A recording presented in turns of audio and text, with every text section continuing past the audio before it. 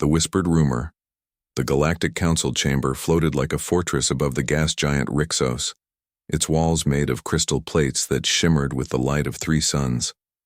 Inside, hundreds of alien delegates sat in long rows, their voices, a mixture of hisses, growls, and mechanical tones. The chamber was supposed to be a place of order, where civilizations worked together for peace. But today, something else moved among them. Fear. It began with a whisper. One delegate from the insectoid veil clicked her mandibles nervously as she leaned toward her neighbor. "They say Earth has another name," she whispered. "A name even the humans do not speak." The words spread like fire in dry grass. Delegates passed it from one to another until the rumor echoed across the chamber.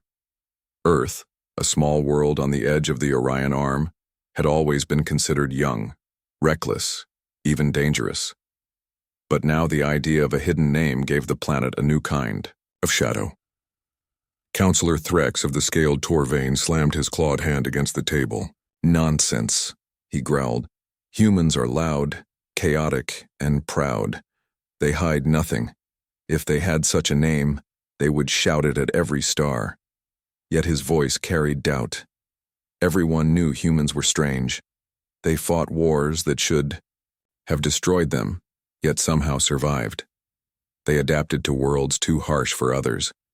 They spoke of freedom in a way that made even ancient empires uneasy. Counselor Elverin, a long-limbed being from the airy world of Ithera, raised her soft voice. "I have heard the same whisper from 3 different sectors. It came from intercepted transmissions, broken fragments of human speech untranslated. The machines cannot process the word. It resists definition." The chamber fell silent at her words. Untranslatable. That was impossible.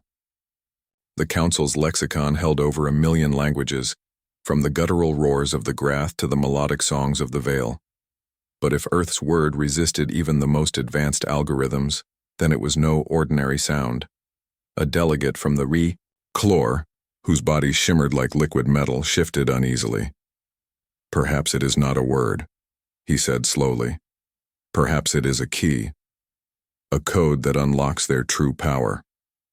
The thought chilled many. The galaxy had long feared Earth's potential. Humanity had risen too quickly, building fleets and colonies in just a few centuries, while older species took millennia. If they held a secret tied to their identity, it could mean something far worse than war. It could mean destiny. The Council, leader an ancient being of light known only as the first speaker, pulsed brighter to demand attention. "These are only rumors," the speaker said in a voice that filled every mind. "But rumors have weight when they reach this chamber. We will investigate." With that, the Council voted to form a special committee. Teams of scholars, linguists, and spies were tasked with uncovering the truth.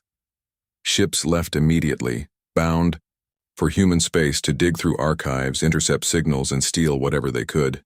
But not all were eager. One young linguist, a pale-skinned being with glass-like eyes, stood in the corner trembling. He had seen the fragments himself. He had heard a single syllable before the data core shut down. That one syllable had nearly broken his mind.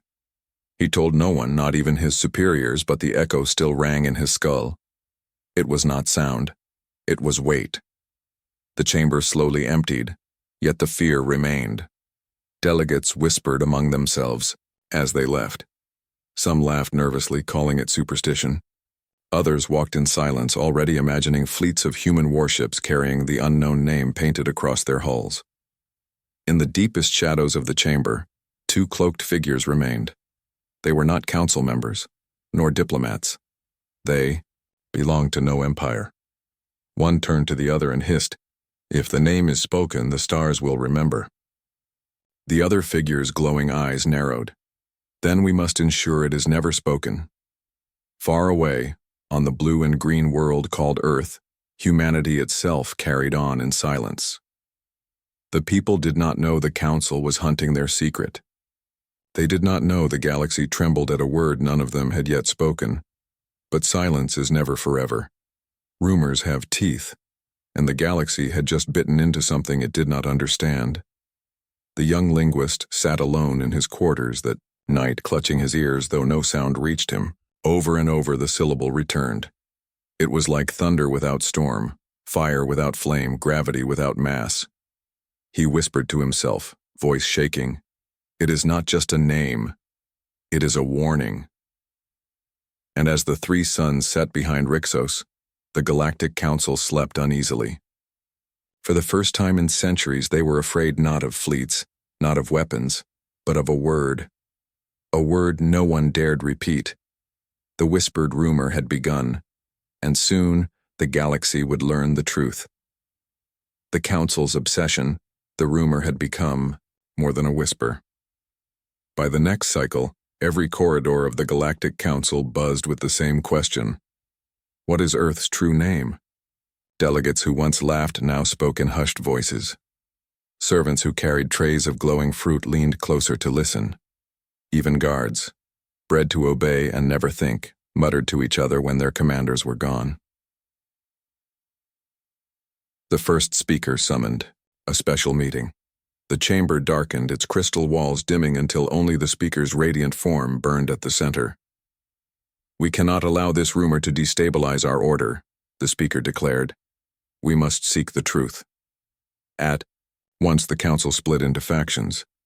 Councillor Threx, the Torvain with jagged scales, slammed his claws on the table. "This is a trick. Humans are clever manipulators. They want us to waste our time chasing ghosts while they build weapons in silence." Elverin of Ithera shook her elongated head. "And what if it is not a trick? What if the name carries power? The humans have risen faster than any species in memory." "Do you not wonder why?" Threx hissed, but he had no answer. Soon, fleets of research vessels were dispatched. Every listening post on the edge of human space doubled its efforts. Spies infiltrated colonies disguised as traders, healers, and teachers. Linguists gathered every scrap of human speech, ancient poems, old transmissions, even half-broken songs drifting in forgotten frequencies. The obsession grew. A team of scholars met in the archive dome of Zilaris, where billions of languages were stored. For days they pored over recordings of human voices. Most were ordinary, songs of love, speeches of war, prayers whispered into the night. But buried in fragments, a pattern began to emerge. The lead scholar, a being of smoke and shadow, leaned close to the datasphere. "Every language has a root," he said, "but this one resists us. It bends. It does not break." Another scholar trembled. "Perhaps it is not a language at all. Perhaps it is identity." The council demanded answers. So the scholars pressed harder. They built machines to analyze the fragments, machines stronger than any before. But when the machines processed the sound, many shorted out, sparks leaping from their cores. Others simply shut down as though refusing to continue. And then came the first victim.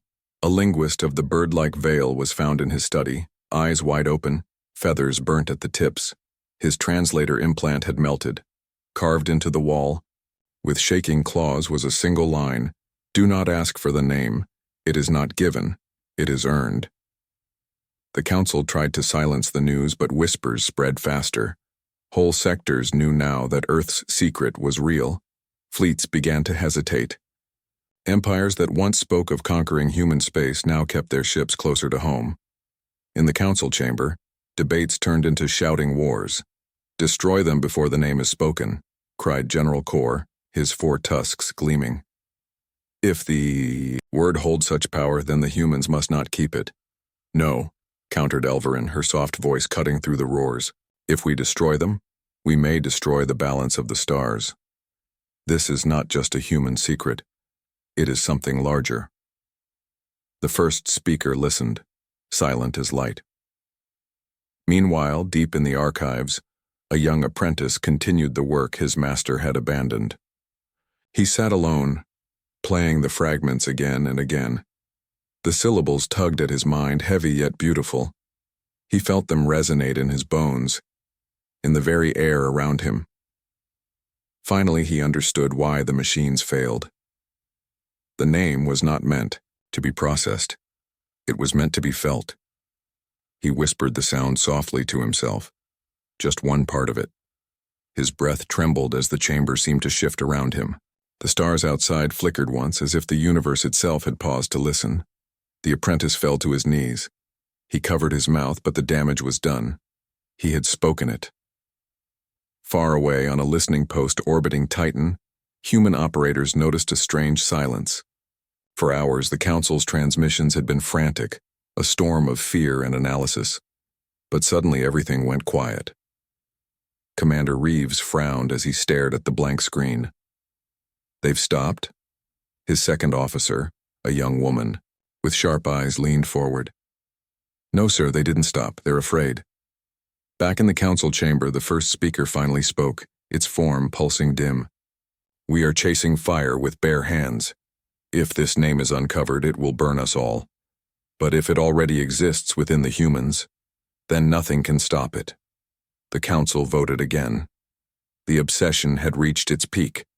They would demand an audience with Earth. They would drag the truth into the open, no matter the cost, but deep inside, many already knew. When the true name was spoken, there would be no turning back. Earth's silent defiance. The Council's demand reached Earth on a cold morning. A dozen encrypted signals, each marked with the highest seal of authority, carried one message: reveal your true name. In the United Terran Assembly, leaders sat around a long glass table that overlooked the Pacific Ocean. Holograms of the Council request hovered above them, glowing like ghosts. No one spoke for several minutes. The air was heavy, as if the weight of the galaxy pressed against their shoulders.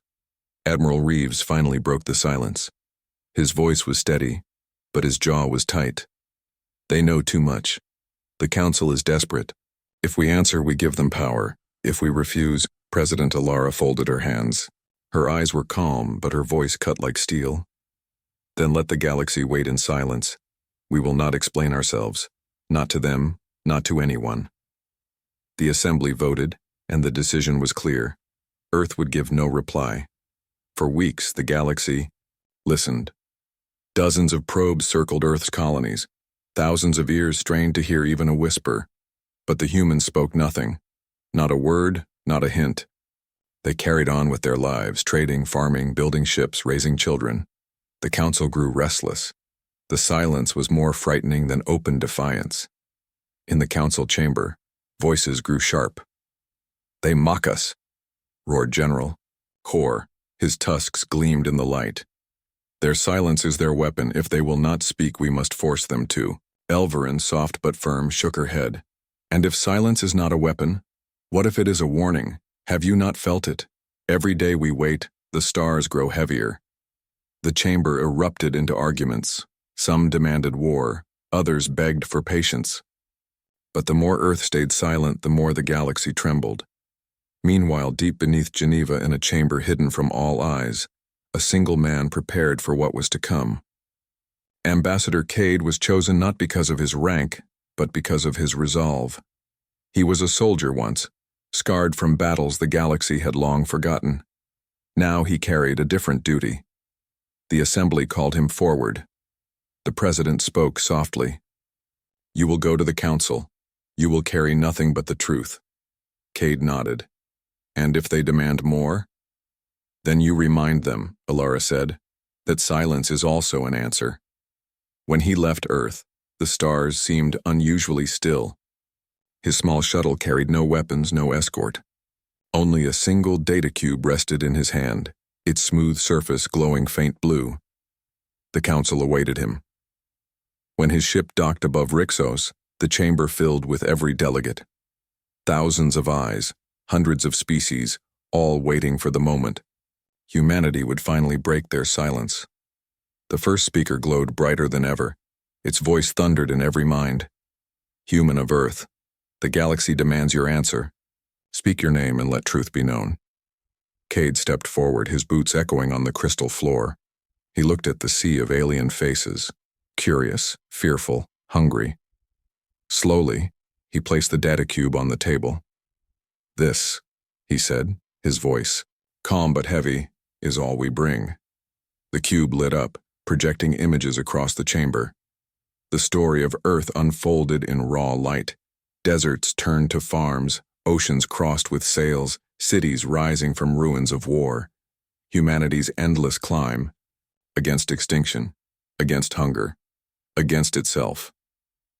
The council watched in silence as fire turned to steel, steel to stars. Fleets born from ashes, colonies carved from stone. Every scene carried weight, not just history, but defiance. Then the images faded. Only Cade's voice remained. "We have no need to explain who we are," he said. "If you do not know already, then you will never understand. Our true name is not yours to demand, it is ours to carry, ours to keep." A murmur rippled through the chamber. Delegates shifted uneasily. Some hissed, others growled, but no one interrupted. The first speaker pulsed brighter. "Then you admit it exists. A name hidden, locked away. Do you think your silence protects you?" Cade's eyes hardened. "Our silence does not protect us. It protects you." For a moment, time froze. The chamber seemed to tilt, as though gravity itself had shifted. Delegates felt something press against their minds, like the edge of a storm waiting to break, and then it ended. Cade picked up the cube, turned, and walked away. His footsteps echoed in the chamber of 1,000 worlds, and not one dared to stop him. When the human shuttle departed, the council remained still. No one spoke. Not a single sound. The galaxy's most powerful voices, silenced by one man's defiance. That night, across dozens of worlds, rumors grew louder. Some said Earth had revealed its strength without a word. Others whispered that silence itself was the true name, a force that could bend stars. But in the deepest archives, hidden from public eyes, one sentence was written into the record of that day. When the human refused to speak, the stars themselves held their breath. The revelation begins. The council chamber had never been so restless. Days had passed since the human envoy, Ambassador Cade, had walked away in silence, and yet the air inside those crystal walls still felt heavy. Every delegate remembered his words. "Our silence does not protect us. It protects you." The sentence had burned into their minds. What did it mean? What could possibly be so dangerous in a single name that even speaking it might bring ruin? The first speaker, glowing dimmer than usual, summoned another emergency session. Delegates filled the chamber again, scaled, feathered, liquid, mechanical, all gathered with nervous energy. Above them, the stars of Rixos shimmered through the transparent walls like silent witnesses. "This cannot continue," roared General Kor, pounding the table with his tusks bared. "We demanded truth, and they spat silence in our faces. Enough, we must break them open. Drag the name from their throats if we must." Elverin of Ithera spoke softly but firmly. "And what then, General? What if the word itself is poison?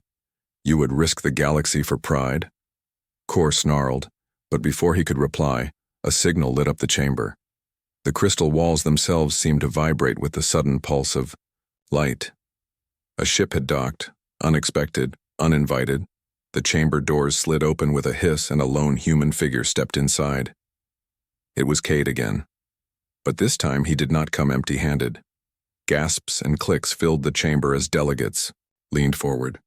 The man carried a different data cube, larger than before, its glow deep and steady like a heart beating in darkness. Without bowing, without hesitation, he placed it on the central pedestal. "This," Cade said, voice echoing through the vast chamber, "is not explanation, this is revelation." The cube activated. Holographic streams of history burst into the air, sharper, louder, more alive than before. The chamber drowned in Earth's story. They saw fire and ice, floods and famine, the raw struggle of survival. They saw humanity's hands building, breaking, rebuilding again. They saw wars that scorched continents and then treaties signed with weary hope. They saw faces, millions of faces, ordinary men and women standing against extinction, refusing to bend. Some delegates shifted uncomfortably. Others leaned closer, captivated, but this time the projection did not end with history. It reached deeper, showing something else, something primal. The vision revealed a word, Not in letters, not in sound, but in feeling. A vibration that made hearts pound and lungs tighten. The first syllable echoed through the chamber. Delegates flinched. Some covered their ears, though no sound struck them. A Torvain collapsed to his knees, claws trembling. What is that?" gasped Elverin, clutching her chest as though a great weight pressed down on her. "It is who we are," Cade said quietly. "Not what you call us, not what the galaxy names us. This is our truth." The cube pulsed again and the second syllable came. This time a ripple shook the chamber itself. Lights flickered. The very air vibrated with force.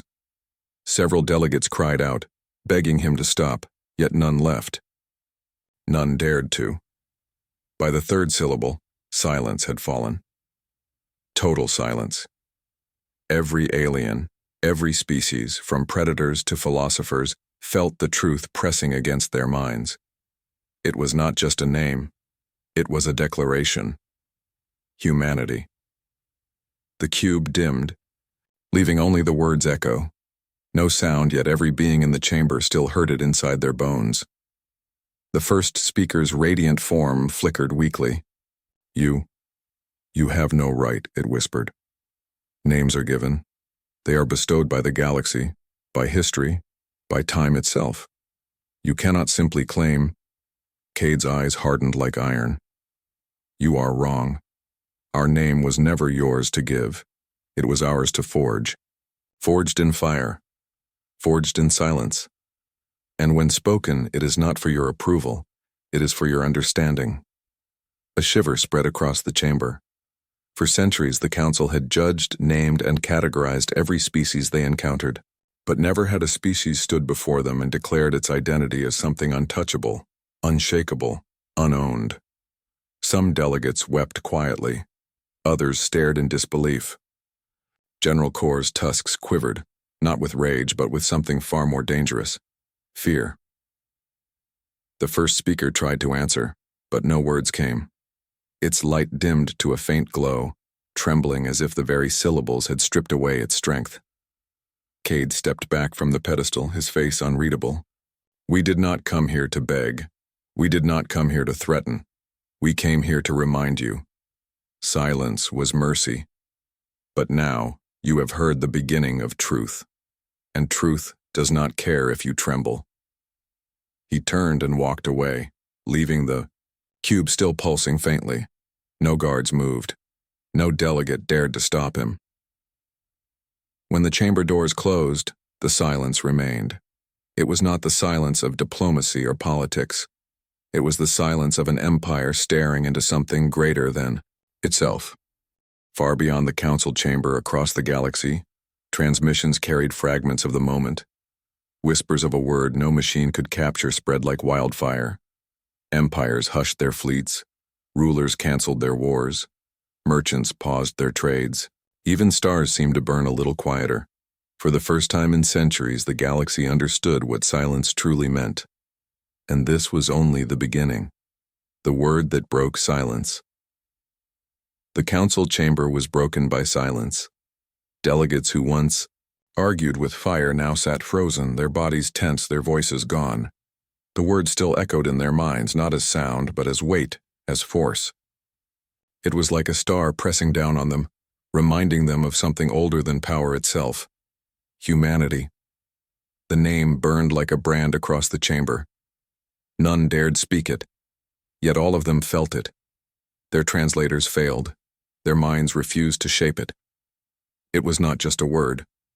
It was a presence. Counselor Threx, the Torvain, finally found his voice. His claws rattled against the table as he leaned forward. "It is not a name. It is a weapon." His scaled face twisted in fear. "No," whispered Elvarin, her soft voice carrying through the chamber. Her long fingers trembled as she held the edge of the table.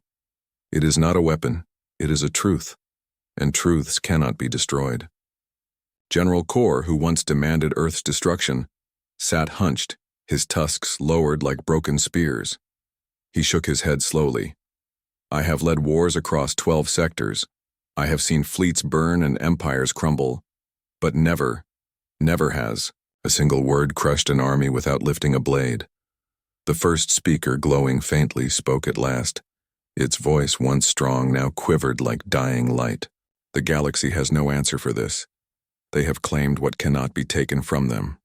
We thought we named them. We thought we judged them. But they named themselves. The chamber grew darker. No one moved. No one argued. They all felt it. Something had shifted.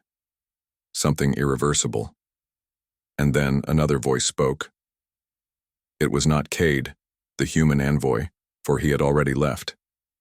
It came from the data cube still pulsing faintly at the center of the chamber. Slowly, softly, it replayed the word. Humanity. The chamber trembled. Delegates clutched their ears not because the sound was loud, but because the weight of it pushed against their very souls. The word was alive now, not only carried by the humans, but carried by the galaxy itself. For the first time in history, silence spread not from peace but from understanding. Ships halted in space. Traders stopped their messages mid-sentence. On distant colonies, alien children suddenly cried as if feeling something vast sweep through the stars. Everywhere the word traveled, it left stillness in its path. On Clethar, a world of warriors, generals fell to their knees, unable to lift their weapons. On the crystalline towers of Ithera, scholars wept, dropping their records as their minds struggled to hold the weight of the sound. Even the machines of the Clore, who claimed no emotion, froze mid-calculation, refusing to process further. Back in the council chamber, the silence was unbearable. Some delegates finally began to beg. "Turn it off," one shouted, pounding the table. "Destroy the cube before it consumes us." "No," Elverin snapped, surprising all with the strength in her fragile frame. "Do you not understand? This is not destruction. This is declaration. We have seen the heart of humanity, and it is more than war, more than power. It is endurance. It is will." But Threk shook his head violently, his scales rattling. "Then we are doomed. If one word can silence the stars, what will they do when they speak in full?" The first speaker dimmed again, its glow nearly fading. For the first time in living memory, the leader of the council had no answer. Its light flickered weakly as it whispered, "The galaxy has been conquered without battle, not by fleets, not by fire, by a name." At that moment the cube shut down, the light dimmed, the sound ended, and the weight lifted just enough for the delegates to breathe again. But the silence remained.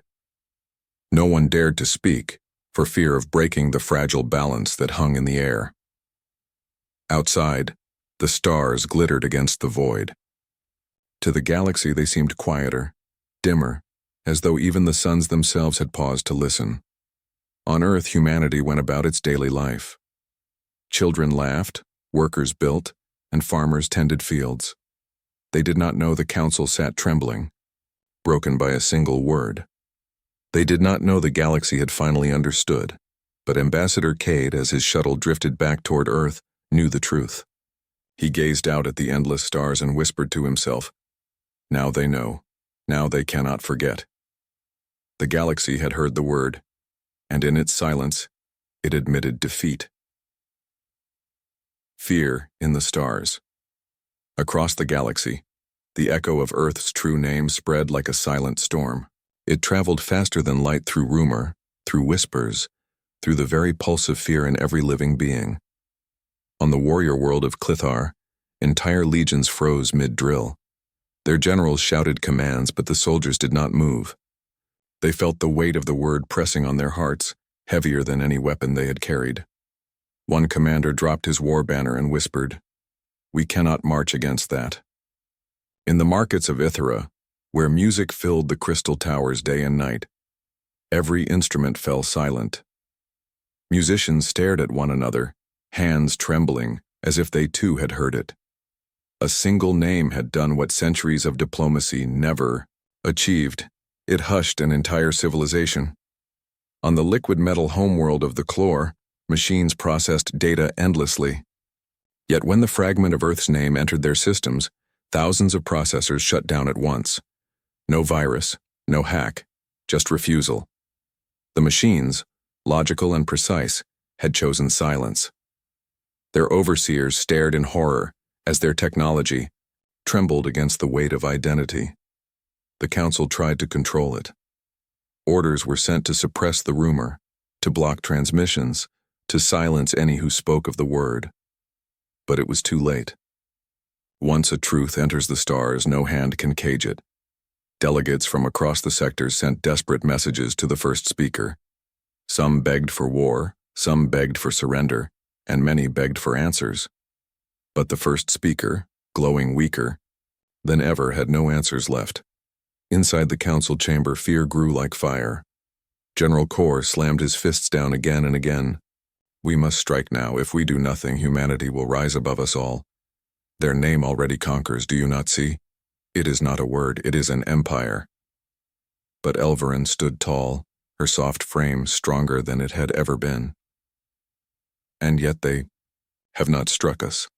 They have not fired, not invaded, not enslaved. We demand their name, they give it, and still they sit in silence. Does that sound like conquest to you? Or restraint? Kor's tusks rattled. Restraint is only a blade waiting to fall. The chamber exploded with arguments. Some demanded Earth's destruction before it was too late.